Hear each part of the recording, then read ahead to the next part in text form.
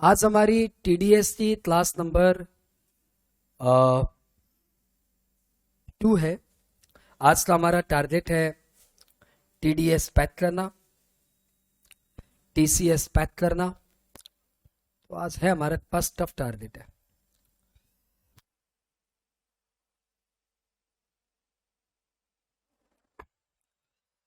ठीक, सब साथ में हो। ये लाइव में जो जुड़े हमसे, बस वो हमें एक बार इतना सा कंफर्म कर दो टाइप करके कि विजुअलिटी, वीडियो और वॉइस तीनों बहुत अच्छी आ रही है। ये मुझे थोड़ा कंफर्म कर दो भैया।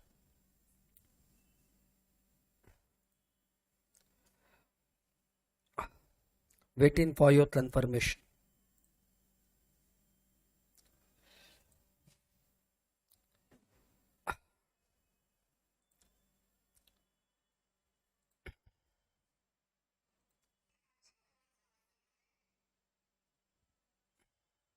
Nikhil Gupta, thank you. तो हमें ग्रीन सिग्नल मिल गया ऑनलाइन वाले बच्चों से कि सब कुछ सही जा रहा है। तो अपने फिर इस क्लास को यहां से स्टार्ट करते हैं। ठीक है,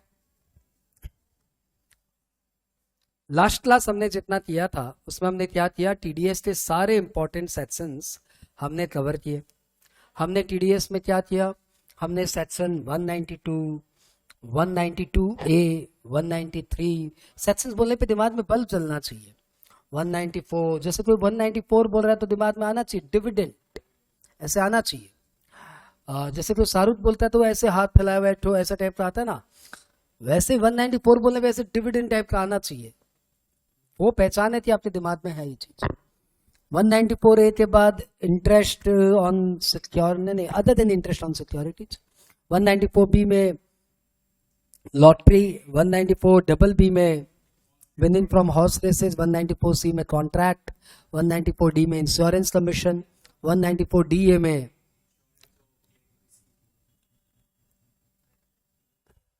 में डेथ पे आया, मतलब इंश्योरेंस क्लेम, वो इंश्योरेंस कमीशन था, ये इंश्योरेंस क्लेम है। डी में इंश्योरेंस, देवता इंश्योरेंस कमीशन। डीए इंश्योरेंस ऐसा ही है तो इंश्योरेंस क्लेम। ई में ESPN फॉरेन स्पोर्ट्स, या ई से इंटरटेनर, NR से non resident sports association, FNEG से लॉटरी कमीशन, H से अदर कमीशन, हराम की कमाई, आई से इमारत का रेंट, IA से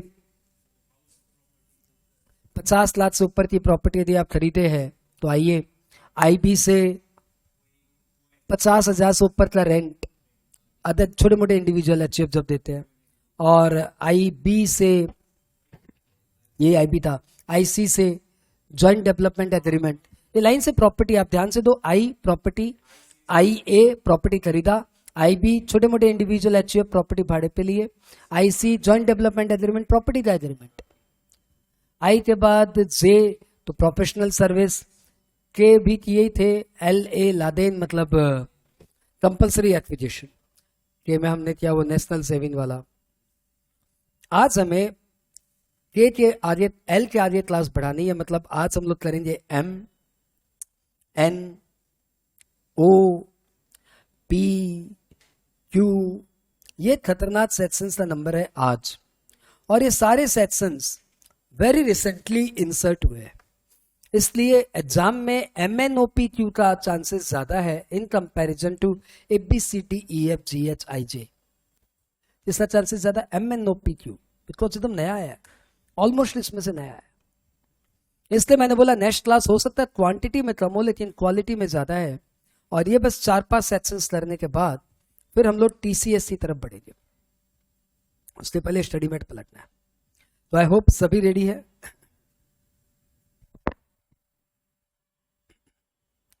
नाइस। हम लोग स्टार्ट कर रहे हैं 194M।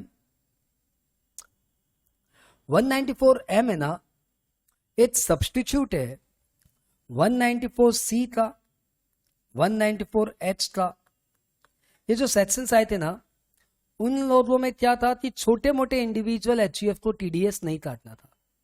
If you remember 194C contract का पेमेंट, यदि कॉन्ट्रैक्ट का पेमेंट कोई भी बंदा करे अदर देन छोटे मोटे इंडिविजुअल एचयूएफ, साल का 1 लाख से ज्यादा और पर बिल 30,000 से ज्यादा, तो उसको 2% 1% टीडीएस काटना था.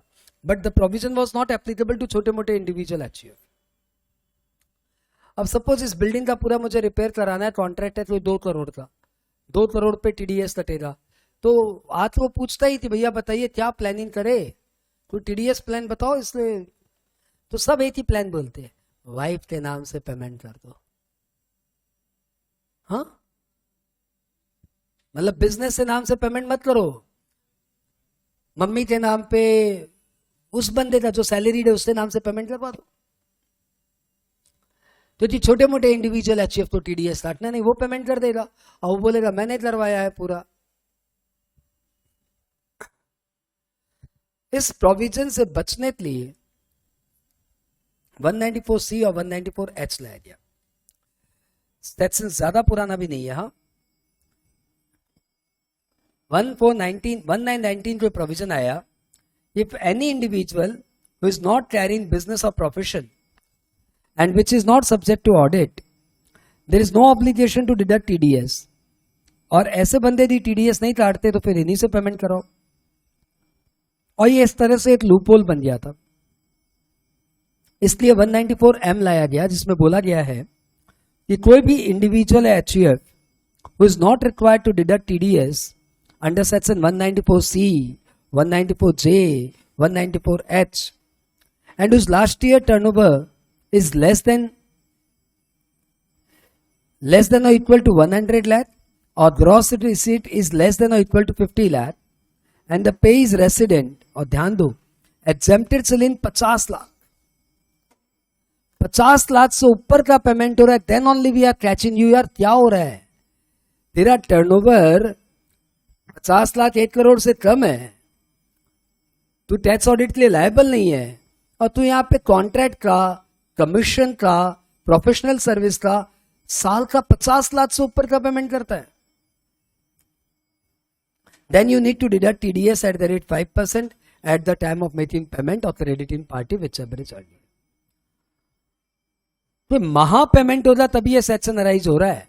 एम फॉर महा पेमेंट 50 लाख से ऊपर का. 50 लाख वाला लैंग्वेज एक ही बार आया था, मालूम कब?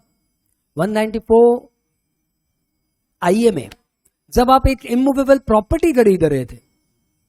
यहां पे आप 50 लाख का कॉन्ट्रैक्ट का पेमेंट कर रहे हो, प्रोफेशनल फी का पेमेंट कर रहे हो, कमीशन का पेमेंट कर रहे हो, तो भैया आपको सिर्फ 5% से टीडीएस कलेक्ट करना है, टीडीएस काटना है. 194M clear. एग्जाम में क्या आएगा? Mrs H who is a housewife made a payment to a contractor of ₹80 lakh during the year. Is she liable to deduct TDS? And answer is of course yes. Though she is not covered under section 194C, but she falls under 194M. क्योंकि उन्होंने महा payment कर दिया, 50 लाख से ज्यादा का payment हो गया है, तो पूरे पेमेंट पे 80 लाख के पेमेंट पे 5% TDS कटेगा. ये क्या था? 194M. इसलिए थोड़ी प्रोबेबिलिटी कम भी हो, लेकिन 194N तो घर घर में है. और 194N ने बहुत रौनक कमाई है, मतलब बहुत नाम हुआ है 194N का. ठीक है, ये क्या नाम कमाया थोड़ा ये भी देखो. 194N बोलता है कि बैंक या एनबीएफसी या फाइनेंशियल इंस्टीट्यूशन या कोऑपरेटिव बैंक, यदि आप इनसे साल में, पूरे साल मिला के 1 करोड़ का कैश विड्रॉवल करते हो, या पूरे साल का मिला के 1 करोड़ का कैश विड्रॉवल करते हो, तो यार इतने पैसे का क्या करते हो? अरे दरकार है, हाँ तो ठीक है, हमें हमारे पास इंफॉर्मेशन आने दो. तो बैंक और को बोला गया कि यदि आपके यहां पेमेंट किसी बंदे को एक्सीडिंग 1 करोड़ हो रहा है ना, टीडीएस काट के हमें खबर कर दो, 2% टीडीएस काटो, हमें बता दो. ठीक है, 2% टीडीएस काट के हमें बता दो. ये 2020 आपके कोई काम का नहीं है, ये अब 21-22 में है, तो ये डेट आपके कोई काम का नहीं है। 1 करोड़ से ऊपर का पेमेंट होते ही आपको 2% TDS काट देना है। तो सर यदि हम लोग का किसी को कैश पेमेंट 1 करोड़ 20 लाख हो जाए तो हम लोग TDS काट दे? यस। क्या रेट से? 2%। कितने पे? 20 लाख पे, सिर्फ 20 लाख पे एक्सेस पेमेंट। और ये सेक्शन इसलिए इतना पॉपुलैरिटी में आ गया, इतना चर्चा में आ गया, क्योंकि इसमें मोदी सरकार ने एक अनूठी बात कह दी। इसमें उन्होंने कहा कि यदि वो बंदा पिछले 3 साल से अपना इनकम टैक्स रिटर्न नहीं भरा टाइमली, पिछले 3 साल से अपना आईटी रिटर्न टाइमली नहीं भर रहा है और 1-1 करोड़ का कैश विड्रॉल कर रहा है, सुनो उसका है ना 20 लाख के बाद ही TDS काट दो, और 20 लाख के बाद ही 2% TDS, और 1 करोड़ से ऊपर हो जाए तो 5% TDS। तो बेचारी बैंक को देखो, तुम खाली प्रोविजन सोच रहे हो, तुम सोचो मुझे याद करना पड़ेगा। बैंक को सोचो कैसे, आप मेरे क्लाइंट हो, आपका मेरे पास एक अकाउंट है, तो मैंने देखा आपके अकाउंट में 40 लाख का पेमेंट हो गया कैश, तो मुझे कैसे मालूम आपने पिछले 3 साल का मतलब इनकम टैक्स रिटर्न समय पे भरा कि नहीं भरा? But now the bank need to check, भैया जी अपने 3 साल का आईटी रिटर्न भरिए। वैसे भी बैंक अपने अकाउंट होल्डर का आईटी रिटर्न बनवाता है, परंतु अब वो आईटी रिटर्न चेक करेगा, ये आईटी रिटर्न समय पे भरा हुआ है, हाँ तो भैया 1 करोड़ के बाद, समय पे नहीं भरा हुआ है तो 20 लाख के बाद। मतलब बैंकों पर क्या इमेंस चाप काम का। ऑडिट करने जाओ तो ये सब भी ध्यान दो। हाँ ऐसा तो करोड़ों का ट्रांजेक्शन होता है, तुम्हारे बैंक में ही करोड़ों का ट्रांजेक्शन है। 25 से यदि चेक से देखेगा तब तो सभी का करोड़ों का ट्रांजेक्शन है। हाँ ऑब्वियसली कैश तो सेल्फ सेट ही होता है। 3 साल यदि टाइमली रिटर्न भरा हुआ है, नहीं नहीं नहीं नहीं नहीं नहीं नहीं नहीं नहीं नहीं नहीं नहीं नहीं, 3 साल यदि लेट रिटर्न हुआ है तो फिर आप इस क्लॉज में आएंगे। 20 लाख हो 1 करोड़, 3 साल में से 1 साल भी आपने टाइमली रिटर्न भर दिया तो 20 लाख हो 1 करोड़ के क्लॉज में आप नहीं आएंगे। बात क्लियर? मैं आपको और अच्छे से दिखाता हूं, आप मन में मत लाओ, आप एक बार और इसको प्यार से देखो। बड़ा सेक्शन तो बड़ा प्यार।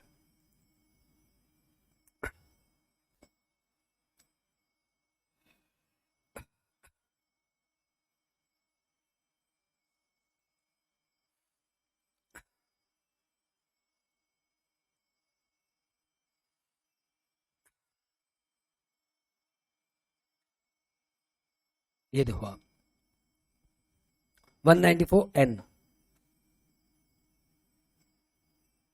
Pair any bank, cooperative bank and post office. NBFC नहीं है, हाँ I take back, bank, cooperative bank and post office. Pay any pay, tax is deductible if the aggregate payment in cash from one account or one or more account, क्योंकि आदमी ये चालाकी तो करेगा ना, 3-4 नाम से लोन तो सभी लेते रखते हैं। Sorry, 1 or more account during the previous year to an account holder exceeding 1 CR, tax shall be deducted at the time of making such payment। 2% की रेट से आपका TDS कट जाएगा on amount in excess of 1 CR, ठीक है। लेकिन यदि आपने पिछले 3 साल में, 3 साल आपने रिटर्न 139(1) में नहीं भरा, मतलब 139(4) में भर दिया लेट रिटर्न, तो फिर TDS लगेगा 2% on amount withdrawal in excess of 20 lakh and up to 1 CR, और 1 CR को एक्सीड करते ही 5%।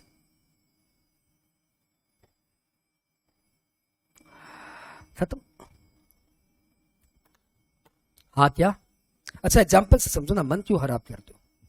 जैसे इस एग्जाम्पल में आपका 42, 37, 65 3 विड्रॉल हुआ 3 अलग अलग डेट को, तो हमने बोला कि वो सब तो ठीक है, आप ये बताओ रिटर्न टाइमली भरे थे, तो ऐसा कुछ बोला नहीं, तो ठीक है हमने सब मिला के 144 लाख निकाला और 44 लाख पे TDS काट दिया। और इस समय क्या है, अमाउंट दिया हुआ है 12, 13, 15, सब मिला के हो रहा है 25, 15, 40, साथ में हो। और आपने रिटर्न भरा है लास्ट 1 ईयर का, केस 1, ध्यान दो भाई साहब, 30 दिसंबर, 12 दिसंबर, 30 सितंबर। तो आपने लास्ट वाला रिटर्न, आप कंपनी हो, आपके लिए ड्यू डेट है 31 अक्टूबर, आपने रिटर्न टाइमली भर दिया है, इन दोनों में लेट हुआ था, इसमें टाइमली हो गया, तो फिर आपके ऊपर no TDS, case 1 TDS shall not be applicable. लेकिन केस 2 में 17 दिसंबर, 8, 18 फरवरी और 26 दिसंबर, यानी तीनों ही रिटर्न लेट गए, तो आपका टीडीएस रेट हो गया 12 पे तो 9, 25 होते ही 37 लाख हो गया, तो 17 पे टीडीएस।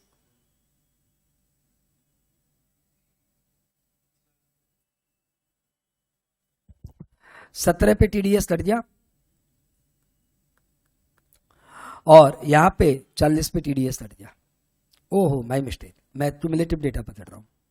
पेमेंट ये देखो 12, 13, 25, 25 होते ही 20 माइनस या 5 लाख पे टीडीएस कट गया और उसके बाद 15 पे टीडीएस कट गया। हाँ, ये क्या था, 194N, 1 करोड़ से ऊपर का पेमेंट, 2% टीडीएस। तुम्हारे लिए लगता है, तुम जिस थॉट प्रोसेस से ले रहे हो, तुम्हें लगता है ठीक ही है, करो टीडीएस करो, 1 करोड़ के ऊपर का कैश विड्रॉल क्यों किया। लेकिन एक कोई भी फैक्ट्री, मामूली सी फैक्ट्री जिसमें कोई 100-200 वर्कर काम करते हैं, उस फैक्ट्री में वेजेस कैश में देना पड़ता है। हाँ, वर्कर बोलता हमारे तरफ से बैंक अकाउंट नहीं। जब कैश में वेजेस देते हैं तो हर मंथली 100 वर्कर की सैलरी, सपोज 15,000 रुपया सैलरी, 15-15 लाख रुपया विड्रॉ हो रहे हैं, साल भर में 1 करोड़ से तो ऊपर हो ही जाएगा, ये आ जाएगा बीच में। एक बड़े बिजनेस में 1 करोड़ कैश विड्रॉवल कौन सी बड़ी बात है, ये आ जाएगा बीच में, ठीक है। और उससे भी बड़ी प्रॉब्लम है, बैंक कैसे इसको ऑपरेट करेगा। यार किसी का 22 लाख का पेमेंट हो गया तो पहले उसका जाके अकाउंट निकालो, 3 साल का आईटी रिटर्न निकालो, चेक करो। आईटी रिटर्न भी तो आदमी बाद में भरता है, पिछले 3 साल का आईटी रिटर्न निकालो। इनकम टैक्स में वो मतलब बैंक में जाके आईटी रिटर्न थोड़ी सबमिट कर देता है, उसको 15 बार फोन मारो तो जाके वो आईटी रिटर्न बैंक में जाके सबमिट करता है। तो बैंक वालों के साथ तो बड़ी जाती हो गई बेचारों के साथ। Any how 194M clear, N clear. हाँ, अब हम लोग आ जाए 194O।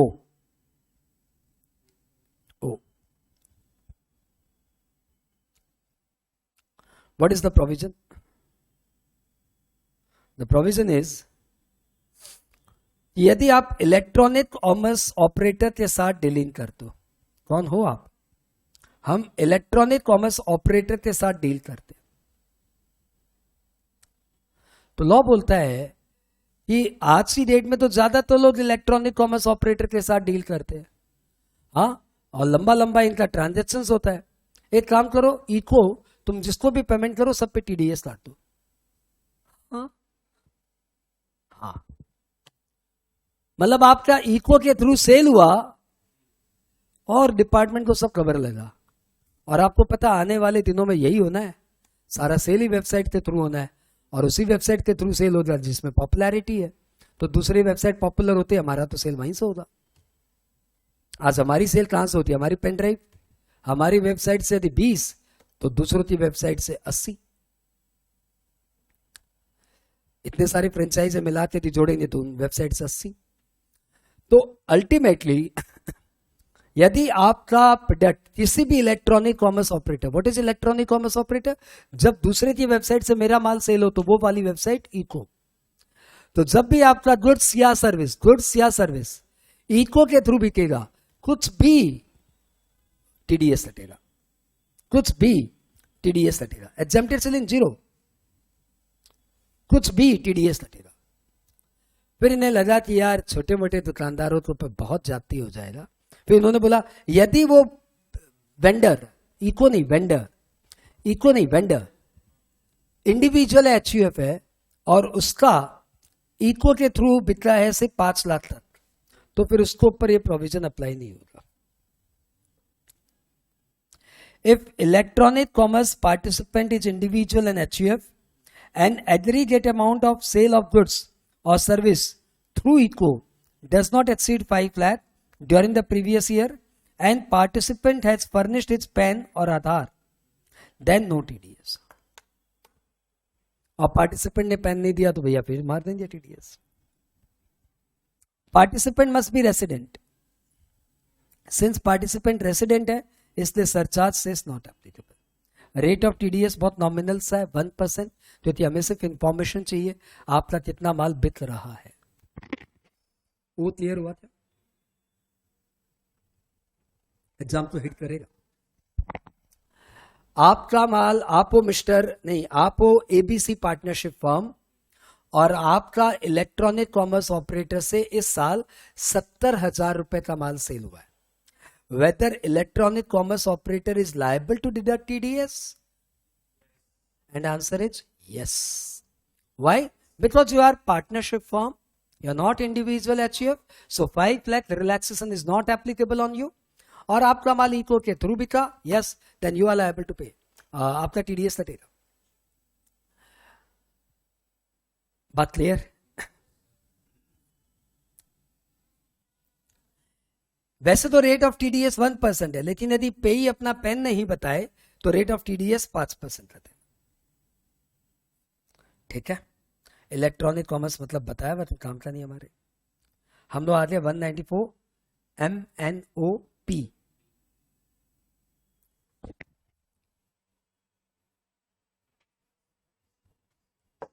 सेक्शन एन ज्यादती था. 1 करोड़ के ऊपर का कैश विड्रॉवल होने पे 2% टीडीएस ये जाती है. ये बड़ी कंपनीज के ऊपर जाती है, चाहे जो है सो है. लेकिन 194P बड़ा नोबल सेक्शन है. ये रिलैक्सेशन है. टीडीएस होने के बावजूद भी रिलैक्सेशन है. हम लोग बैंक ऑडिट पे जब जाते हैं ना रूरल ब्रांच में, तब मंडे के दिन यदि बैंक में पहुंच गए तो बैंक मैनेजर ऑडिटर को बोल देता है सर आज तो काम होना मुश्किल है. बैंक मैनेजर ऑडिटर से बहुत डरता है. लिटरली उनके बॉस लोगों ने उसको बोल के रहा है ऑडिटर नाराज होना नहीं चाहिए, क्योंकि कुछ भी कर लो बैंक में गड़बड़ी गड़बड़ है. यदि हम लोग से भूल से 15 लिया, यदि हम लोग भूल से मूड में आ जाए, ना वो 15 लेता है ना हम लोग मूड में आते हैं, तो भूल ही भूल मिलनी है वहां पे. तो बैंक मैनेजर हम लोग से कभी वो बोलता ही नहीं है कि आप मतलब सर आज नहीं होगा. लेकिन यदि हम लोग उस दिन पहुंच गए जिस दिन उनका पेंशन का पेमेंट है ना, तो बोलेगा सर आप देख लीजिए आपके सामने. और वास्तव में बैंक के हॉल में भीड़ 200-300 लोग. कहां से काम होगा? सारी टीम उन 200-300 लोगों को मैनेज करने में लग जाती है, क्योंकि उस दिन पेंशन हो रहा है. जो ये माहौल देखा है उन्हें पता है बैंक में पेंशन का क्या ह्यूज पेमेंट होता है. ये बैंक का पेंशन का जब पेमेंट होता है ना, तो इतने सारे लोग आ रहे हैं और ये सारे सीनियर सिटीजन, बहुत ज्यादा सीनियर सिटीजन, कई कई तो 75 साल के ऊपर के आ रहे हैं, एकदम हाथ पकड़ के कोई ला रहा है तो ठप्पा लगाना है. तो बाद में बैंक ने सोचा यार ये लोग इतना पेंशन अच्छा मिलता है, इतना पेंशन उठा रहे हैं, ये लोग इनकम टैक्स रिटर्न कैसे भरेगा. तो फिर हमारा एक सेक्शन का जन्म हुआ 194P, पुण्य का काम. 194P बोल रहा है कि यदि आप 75 ईयर से ऊपर के सिटीजन हो, रेसिडेंट हो, और आपकी पेंशन की इनकम है और आपकी उस बैंक से इंटरेस्ट की इनकम है और आपकी इसके अलावा कोई इनकम नहीं है. आपकी इनकम क्या आती है? पेंशन और कोई इनकम नहीं. 75 ईयर्स का बंदा है, पेंशन ला रहा है, कुछ नहीं कमाता, थोड़ा बहुत आता है इंटरेस्ट, वो भी उसी बैंक से आता है क्योंकि पेंशन का पैसा वहीं पे एफडी हो जाता है, तो उसी बैंक से इंटरेस्ट आता है. और ऐसे आपको लगता है ऐसा कितना लोग होंगे? ऐसे बहुत लोग हैं. और इन लोगों का कोई रिटर्न भरने की इन लोगों को कोई टैक्स वैक्स नहीं देना, बैंक की इसका टीडीएस काट के जमा कर देगा ताकि इनका टैक्स रिटर्न भरने का झमेला ही हटे. That is why it is a noble section. To whom it is applicable? Bank is liable to deduct TDS. जिसका टीडीएस कटेगा who is the payee? Resident payee जिसकी एज 75 ईयर्स से ऊपर है और जिसकी पेंशन इनकम आती है उसी बैंक से, और जिसकी इंटरेस्ट इनकम आती है उस बैंक से, और कोई इनकम नहीं है. इंटरेस्ट इनकम नहीं आती चलेगा, पेंशन इनकम होना मस्ट है. और इंटरेस्ट इनकम आती है तो उसी बैंक से आनी चाहिए और किसी से नहीं। तो फिर आपकी जितनी भी इनकम आ रही है उस पे वो स्लैब रेट से टीडीएस काट के गवर्नमेंट को जमा कर देगा, सरचार्ज से ले लुआ के अपना के किछु करार नहीं, आपको कुछ नहीं करना।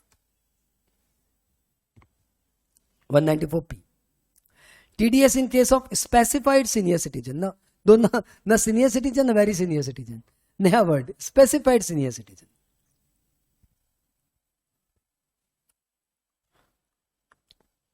तुम्हारे ईयर में आया effective from 1st April 21। In case of a specified senior citizen, the specified bank shall, after giving effect to the deduction, allowance under chapter 6 etc, rebate etc, सब कंसिडर करने के बाद यदि उस स्पेसिफाइड सीनियर सिटीजन का कोई tax बनता है तो उतना टैक्स टीडीएस काट के दे देगा। पेयर कौन है? Specified bank. पेई कौन है? रेसिडेंट इंडिविजुअल एज 75 ईयर्स और more. Rate slab rate such as applicable. ये मिस्टेक है। नहीं, वो रेसिडेंट उसने नॉन एप्लीकेबल लिया है, लेकिन तुम फील ही नहीं समझ रहा है। पर्पज क्या है इस सेक्शन का? कि तुमको आईटी रिटर्न नहीं भरना, तुमको कोई टैक्स नहीं देना, जो देना बैंक दे देगा। तो फिर बैंक सरचार्जेस नहीं लेगा, सैलरी पे क्यों लेता है? लॉजिक ही वही है। दिस सेक्शन इज, डरा देते Pandey ji, this section is applicable only if individual having income of the nature of pension and no other income except interest income received or receivable from any account by such individual in the same bank in which he is receiving his pension। इसलिए मालूम कैसे पड़ेगा banker को कि तुम्हारा और कोई interest नहीं है? मेरे को कैसे मालूम पड़ेगा? तो आपको एक डिक्लेरेशन देना है। किसको? पेई को। पेई डिक्लेरेशन देगा, सर हमारा और कोई इनकम नहीं है, जो है बस आप ही हमारे माई बाप है, पेंशन भी आप दे दो, इंटरेस्ट भी आप दे दो, बस। तो आपको देख लीजिए आपको क्या करना है। तो फिर वो टीडीएस पूरा काट कूट के फिर आपको आईटी रिटर्न से मुक्ति दिलाएगा। किसको पर एप्लीकेबल? बैंक जो पेंशन देती है। हु इज द पेई? Specified senior citizen. क्या रेट से टीडीएस? स्लैब रेट से टीडीएस, सचा से सब एप्लीकेबल। 194 क्यों? ये बड़ा खतरनाक सेक्शन है। क्यों? इसका जैसा नाम है वैसे इसका फील है। क्यों?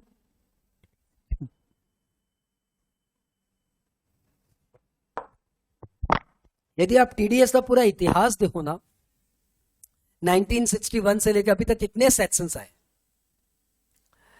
सारे के सारे सेक्शन सर्विस पे थे। 192 सैलरी, काउंट करते जाओ। 192 है PF, 193 interest, 194 dividend, 194 A interest, 194 double B lottery winning from horse race, 194 C contract, 194 D insurance commission, 194 D death pay insurance claim, 194 E player entertainer non resident, 194 G lottery commission, 194 H other commission. सोचते जाओ कहीं goods नहीं आ रहा। 194 I rent, 194 I A sale of immovable property, वो भी goods नहीं है। 194 आई ए, अरे बोलो ना क्या, वही तो था sale of immovable property. 194 IP फिर से rent, 194 C JDA joint development agreement, 194 J professional service, 194 K national saving account और 194 LA compulsory acquisition by government, वो भी इमूवेबल प्रॉपर्टी का, गुड्स नहीं है। 194 एलए के बाद एम कॉन्ट्रैक्ट या प्रोफेशनल सर्विस, छोटे मोटे इंडिविजुअल एचयूएफ, महा अमाउंट पे टीडीएस काटेंगे। और 194 एम के बाद एन बैंक से आपका विड्रॉवल, 194 ओ के बाद इलेक्ट्रॉनिक कॉमर्स ऑपरेटर की सर्विस, और 194 ओ के बाद पी पेंशन। इतिहास मतलब भी गुड्स नहीं था। अचानक 194 क्यों प्रकट हुआ और बोलता है गुड्स पे भी अब टीडीएस काटेंगे? क्यों काटेंगे? क्या सेक्शन है फिर ये बताइए? सोच लो, इस साल आया तो तुम्हारे एग्जाम में क्यों नहीं आएगा? इतना बड़ा परिवर्तन तुम्हारे एग्जाम में क्यों नहीं पूछेगा? गुड्स तो जन जन के डीलिंग है। तो बोल रहा है कोई भी पेयर जो कि सेलर है यदि किसी भी पेई का जो कि बायर है, जिसका लास्ट ईयर टर्नओवर 10 करोड़ से ज्यादा है, मिस्टेक हाँ, तो सिर्फ 0.1% की रेट से टीडीएस काटेगा यदि पेमेंट 50 लाख से ऊपर का हो रहा है तो। क्या 194 क्यों 194 क्यों? In the history of income tax, it is the first time that TDS is deposited या imposed on purchase of goods. Purchase of goods या goods पे पहली बार लगा है sir. Who is liable to deduct TDS? Tax is deductible by buyer. क्योंकि buyer ही तो तुमको payment करेगा. Tax is deductible by buyer. क्योंकि बायर ही तो तुमको पेमेंट करेगा. Buyer means a person whose total sale or gross receipt or turnover from the business carried on by him exceeds 10 CR during the immediate preceding financial year. और यदि आपने किसी एक बंदे से परचेज किया है 50 लाख से ऊपर का, तो आपको 0.1% टीडीएस कलेक्ट करना है ऑन अमाउंट एक्सीडिंग 50 लाख. यानी यदि आपका टोटल परचेज 62 लाख हो गया तो आपको 12 लाख के ऊपर 0.1% टीडीएस काट के गवर्नमेंट को चलना है. सोचो 62 लाख के ट्रांजैक्शन पे 1200 रुपए का टीडीएस आएगा. क्या हो जाएगा? क्यों? जीएसटी.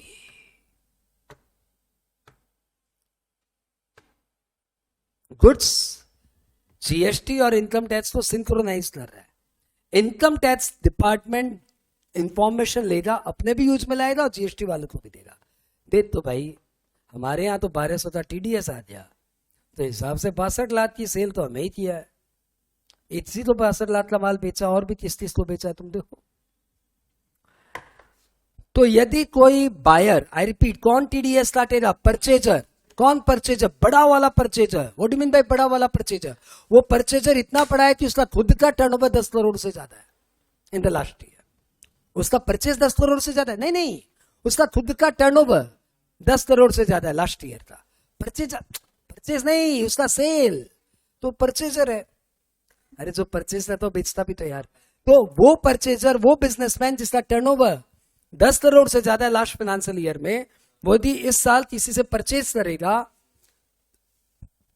किससे ज्यादा?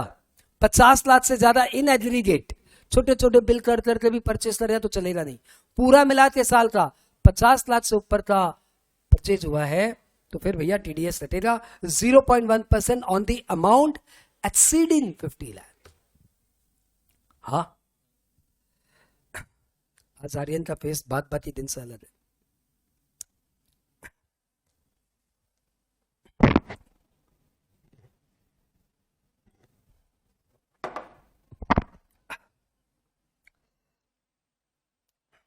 कहां पहुंचे?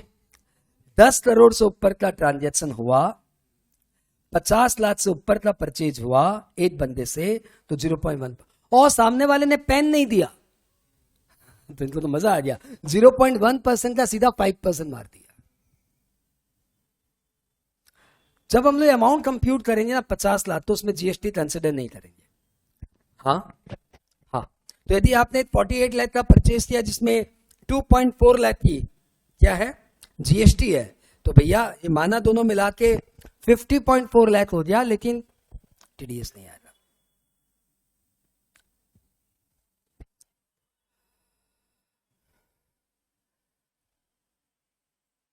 एक बार आपने परचेज कर लिया 50 लाख से ऊपर का, टीडीएस कर दिया, बाद में परचेज रिटर्न हो गया तो हम क्या करें? उसमें तो उपाय थोड़ी है, वो तो कर दिया. अब ये 194Q और 206C1H क्या है? ये ऐसा सिमिलर प्रोविजन आप टीसीएस में भी आज पढ़ोगे तो एग्जैक्टली तो उस समय मालूम पड़ेगा. अब ये बात सुन लो, it is well settled provision that 194Q is applicable, then section 206C1H will not be applicable. अब ये प्रोविजन क्या है एग्जैक्टली मैं तुम्हें थोड़ी देर बाद में बताऊंगा. When TDS is not deductible, यदि आपका ऑलरेडी किसी कारण से दूसरे सेक्शंस में टीडीएस या टीसीएस कलेक्ट हो रहा है तो फिर इस सेक्शन में टीडीएस दोबारा नहीं होगा. Consequence of non deduction of TDS, तो वो तो आपको पता ही है, 30% एक्सपेंडिचर डिजल आउट हो जाएगा। टीडीएस नहीं काटा तो 30% एक्सपेंडिचर डिजल आउट हो जाएगा, ये तो आपको पता ही है। ये कहाँ है ऐसा सेक्शन? एक बार वापस से बोलो, क्योंकि एग्जाम में छपा हुआ सेक्शन है यार, पता आएगा। कौन हो आप? मैं हूं परचेजर। कौन परचेजर? मैं परचेजर हूं जिसका लास्ट ईयर का टर्नओवर 10 करोड़ से ज्यादा था। इस साल मैंने एक भाई साहब से परचेस किया है, एक कंपनी से परचेस किया है, एक फर्म से परचेस किया है, ये लोग रेसिडेंट है। तो मेरे को बोला गया है कि यदि मेरा परचेज इनसे 50 लाख से ज्यादा हो जाए एक्सक्लूडिंग जीएसटी, तो जितना अमाउंट ज्यादा हो बस उस पर 0.1% टीडीएस काट के गवर्नमेंट को दे दो। तो पेयर बोलेगा क्या 0.1 और क्या 1? मेरे को तो उतना ही हुज्जत है, पेयर को तो अपनी जेब से देना नहीं है, पेयर को तो काट के देना है, तो पेयर के ऊपर तो उतना ही बर्डन है। बोलो ना 2-4% काट देते, क्या 0.1? बोला नहीं बस 0.1 प्लीज। ठीक है, अब आपके दिमाग में प्रश्न आना चाहिए कि वो जो वेंडर है उसको लास्ट में लॉस हो जाए तो, सब डिस्ट्रेस सेल कर रहा है, 4 करोड़ का माल है 2 करोड़ में बेच रहा है, बिजनेस बंद करना है, तो भी टीडीएस तो कटेगा, तो उसको तो इनकम ही नहीं हुई, बाद में रिफंड ले लेना, टीडीएस ही तो है। हाँ, ये क्या था 194 क्यू। पूरा सेक्शन आपका हो गया। अब यदि आप में एनर्जी है, 2 तरह की एनर्जी होती है, एक बोलने की और एक सुनने की, दोनों में जबरदस्त एनर्जी लगती है। फील करके देखना, सुनने में ज्यादा एनर्जी लगती है। तो यदि आप में एनर्जी है तो अपने 15 मिनट में पूरा टीडीएस बोल देते हैं। स्टार्ट करें? अरे हाँ बोलो सर, है ऐसी क्या बात है, अभी तो एनर्जी है ही हमारे में बहुत है, आपसे तो डबल है। हाँ तो बस परफेक्ट, आ जाओ। भगवान तुम्हारी एनर्जी मेरे से जीवन भर डबल रहे।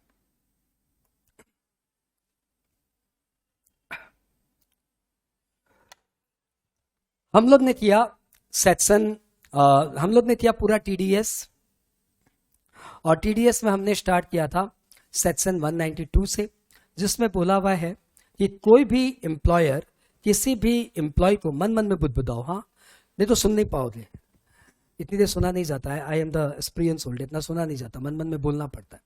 कोई भी पेयर कोई भी एम्प्लॉयर किसी भी एम्प्लॉय को सैलरी का पेमेंट करेगा इन एक्सेस ऑफ 2,50,000, 3 लाख और 5 लाख, तो स्लैब रेट से टीडीएस काटेगा at the time of making payment. Payment करते समय वो उसके जितने भी डिडक्शंस होते हैं सब कंसिडर करेगा, एचपी लॉस कंसिडर करेगा, अदर इनकम यदि बताएगा तो कंसिडर करेगा, सरचार्ज से जोड़ के टीडीएस काटेगा। यदि आपको 1 से ज्यादा एम्प्लॉयर से सैलरी मिल रही है तो सारी एम्प्लॉयमेंट की डिटेल कोई एक एम्प्लॉयर को बता दी जाएगी बाय द एम्प्लॉय, और फिर वो एम्प्लॉयर आपका रेसिडुअल पूरा टीडीएस काट लेगा। 192A में हमने किया कि पीएफ का ट्रस्टी यदि किसी भी एम्प्लॉय को पीएफ के रिटायरमेंट में lump sum at the time of retirement का टैक्सेबल अमाउंट 50,000 से ज्यादा का पेमेंट करेगा तो 10% टीडीएस काटेगा at the time of making payment. ध्यान रखना टैक्सेबल अमाउंट, ध्यान रखना टैक्सेबल अमाउंट 10% एंड 50,000 से ऊपर। 194B में आए, अच्छा इसमें यदि आपने पेन नहीं दिया तो मैक्सिमम मार्जिनल रेट लग जाएगा। 193 में आइए, यदि इंटरेस्ट ऑन सिक्योरिटीज है तो यदि वो डीमैट फॉर्म में है तो टीडीएस कटेगा ही नहीं, डीमैट फॉर्म में नहीं है तो 10% टीडीएस कटेगा 5,000 से ऊपर का इंटरेस्ट होते ही, बस इतना ही। हाँ 194 में दिया हुआ है कि यदि आपका डिविडेंड का पेमेंट है और कोई डोमेस्टिक कंपनी किसी भी रेसिडेंट पे को 5,000 से ऊपर का डिविडेंड देती है तो वो 10% की रेट से टीडीएस काटेगी at the time of making payment, surcharges not applicable. 194A की बात करें तो 194A में दिया हुआ है कि एनी पेयर अदर देन छोटे मोटे इंडिविजुअल एचयूएफ किसी रेसिडेंट पे को इंटरेस्ट का पेमेंट करता है, interest other than interest on securities, और पेमेंट यदि 40,000 से ऊपर का हो जाए बैंक के केस में, और सीनियर सिटीजन है तो 50,000 से ऊपर हो जाए बैंक के केस में, और यदि अदर देन बैंक कोई पेमेंट कर रहा है तो 5,000 से ऊपर का पेमेंट हो जाए, तो 10% की रेट से टीडीएस कटेगा at the time of making payment और crediting party whichever is earlier. यदि पेई रेसिडेंट है तो सरचार्ज सेस क्यों लगेगा। 194A के बाद 194B में आइए, कोई भी पेयर किसी भी पेई को lottery, betting, gambling, KBC, team 11 के लिए 10,000 से ज्यादा का पेमेंट करेगा तो 30% टीडीएस काटेगा at the time of making payment. और यदि पेमेंट इन काइंड है तो पहले टीडीएस का पैसा जमा करिए, तब आपका अवार्ड आपको रिलीज होगा।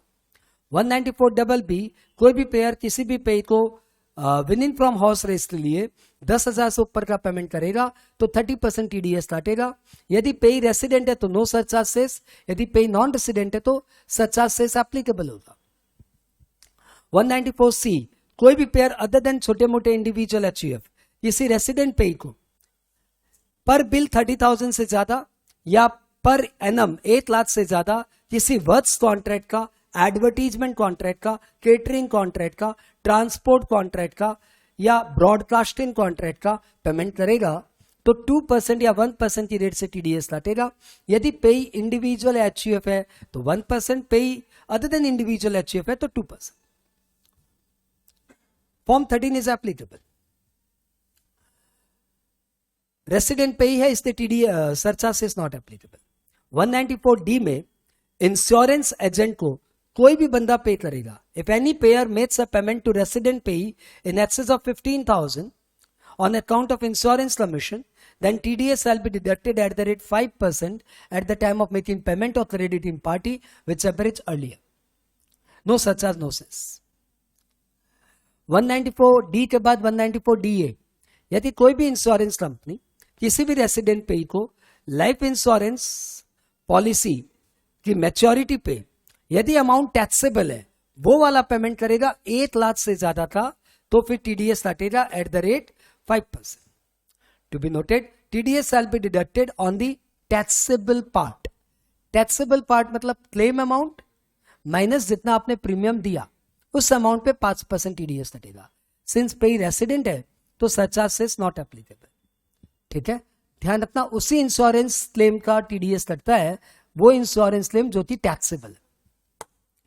194DA के बाद 194E, यदि कोई भी पेयर किसी non resident foreign citizen sportsman को या किसी भी non resident foreign citizen entertainer को या किसी भी नॉन रेसिडेंट स्पोर्ट्स एसोसिएशन को पेमेंट करता है स्पोर्ट्स के लिए, स्पोर्ट्समैन के लिए, या तो गेम के लिए या मॉडलिंग के लिए या कॉन्ट्रीब्यूटिंग आर्टिकल के लिए, और यदि एंटरटेनर है तो फॉर हिज परफॉर्मेंस के लिए, और नॉन रेसिडेंट स्पोर्ट्स एसोसिएशन है तो गेम के लिए, कुछ भी पेमेंट करेगा तो 20% plus surcharge plus cess TDS काटेगा at the time of making payment or crediting party whichever is earlier.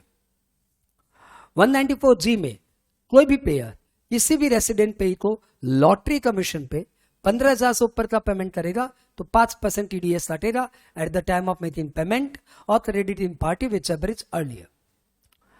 194G के बाद 194H कि कोई भी पेयर अदर देन छोटे मोटे इंडिविजुअल एचयूएफ किसी भी रेसिडेंट पेई को 15,000 से ऊपर का पेमेंट करेंगे तो 5% की रेट से टीडीएस काटेंगे at the time of making payment और crediting party whichever is earlier.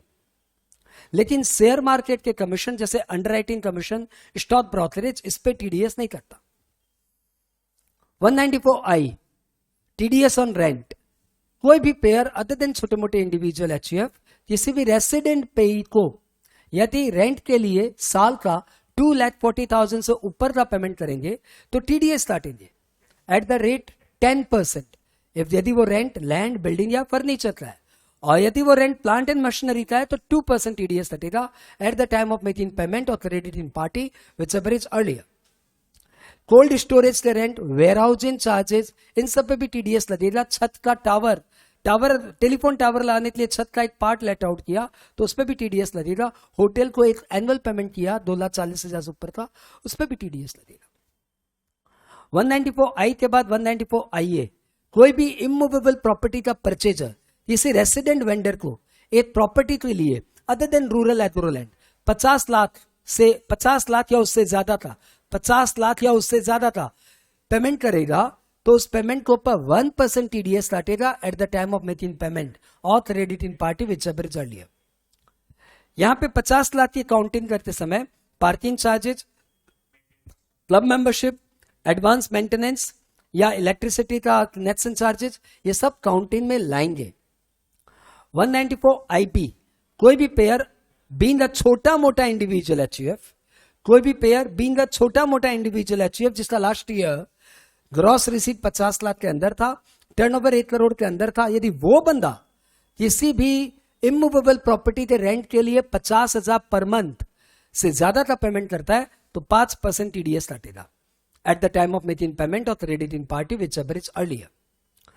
194 IB के बाद 194 आईसी, यदि जॉइंट डेवलपमेंट एग्रीमेंट लिए कोई भी पेयर किसी रेसिडेंट पेई को, मतलब कोई भी प्रमोटर किसी रेसिडेंट लैंडलॉर्ड को जेडीए के लिए कुछ कैश पेमेंट करेगा, काइंड पेमेंट पे टीडीएस नहीं, कुछ कैश पेमेंट करेगा, तो जो भी कैश पेमेंट हुआ उस पर 10% टीडीएस कटेगा। 10% बाद चेक करेंगे 10%।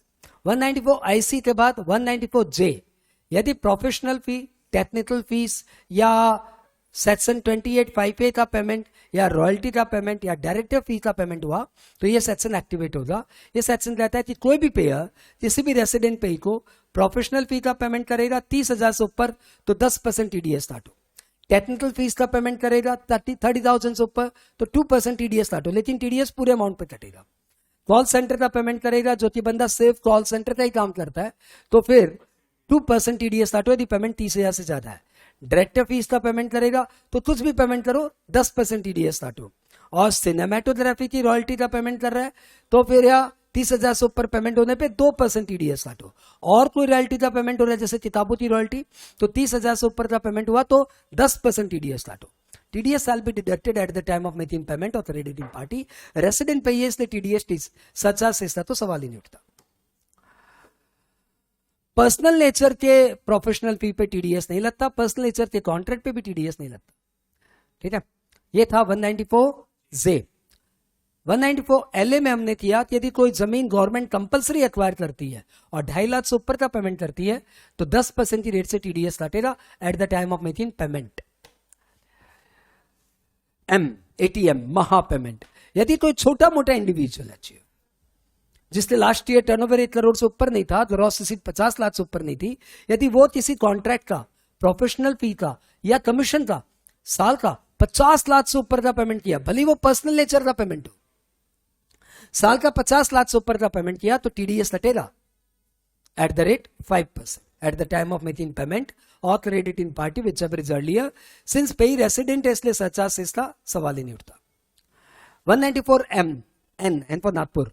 194 एन, यदि कोई भी बैंक, पोस्ट ऑफिस या कोऑपरेटिव बैंक यदि किसी भी अकाउंट होल्डर का 2 करोड़ से ऊपर 1 करोड़ से ऊपर का, रिपीट 1 करोड़ से ऊपर का कैश विड्रॉवल अलाउ करता है तो जब वो 1 करोड़ के ऊपर वाला कैश विड्रॉवल देगा ना तो एक्सेस अमाउंट पे 2% टीडीएस काटेगा। यानी यदि आपका 1 करोड़ 20 लाख का विड्रॉवल हुआ है तो 20 लाख के ऊपर 2% टीडीएस कटेगा।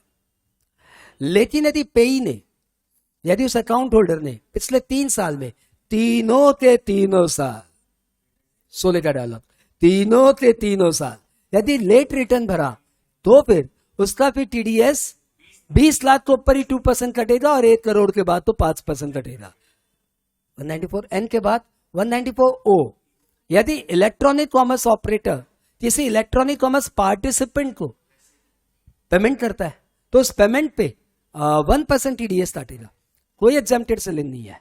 लेकिन यदि वो electronic commerce participant individual HUF है और उसका टर्नओवर 5 लाख तक है, मतलब उसका टर्नओवर नहीं, उसका उस इलेक्ट्रॉनिक कॉमर्स ऑपरेटर से सेल 5 लाख तक है तो ये प्रोविजन एप्लीकेबल नहीं होगा। 194 एम एन ओ, अच्छा ओ हो गया। 194 पी, यदि पी से पेंशन, पी से पुण्य का काम, पी से पेंशन, तो यदि कोई बैंक किसी पेंशन होल्डर को जो कि स्पेसिफाइड सीनियर सिटीजन है, being the resident aged 75 years और मोर, यदि 75 ईयर और मोर वाले सीनियर सिटीजन को बैंक पेंशन का पेमेंट करता है या इंटरेस्ट का भी पेमेंट करता है, परंतु उस पेंशन होल्डर को एक डिक्लेरेशन देना पड़ेगा कि मेरी पेंशन इनकम और इंटरेस्ट इनकम ही है और कोई इनकम नहीं है, और वो पेंशन और इंटरेस्ट भी वैसे यहीं से आती है, इसी बैंक से आती है, तो फिर वो बैंक इस रिस्पॉन्सिबिलिटी पे है कि उस पेंशन होल्डर का जितनी भी इनकम है, मतलब पेंशन प्लस इंटरेस्ट, उस इनकम पे स्लैब रेट से 50 से लगा के डिडक्शंस और रिबेट दबा के टीडीएस देते, मतलब डिडक्शंस घटा के और रिबेट हटा के टीडीएस देते। ठीक है। 194 पी। 194 क्यू, यदि कोई परचेजर जिसका लास्ट ईयर का टर्नओवर 10 करोड़ से ज्यादा है, वो परचेजर यदि तीसरे सेलर से 50 लाख से ऊपर की परचेज करता है एक्सक्लूडिंग जीएसटी, तो वो जब उसको पेमेंट करेगा तो 0.1% टीडीएस काटेगा। यदि उसके ऊपर टीडीएस और टीसीएस के दोनों प्रोविजंस है तो टीसीएस हट जाएगा, खाली टीडीएस रह जाएगा। और यदि इस पेमेंट पे ऑलरेडी टीडीएस कट रहा है तो फिर ये प्रोविजन एप्लीकेबल नहीं है। हमने हार्डली तो 15-20 मिनट बोला। हाँ, इसने रिकॉर्ड मारा क्या अभी? सुमड़े हमें तब का टेंशन नहीं पड़े।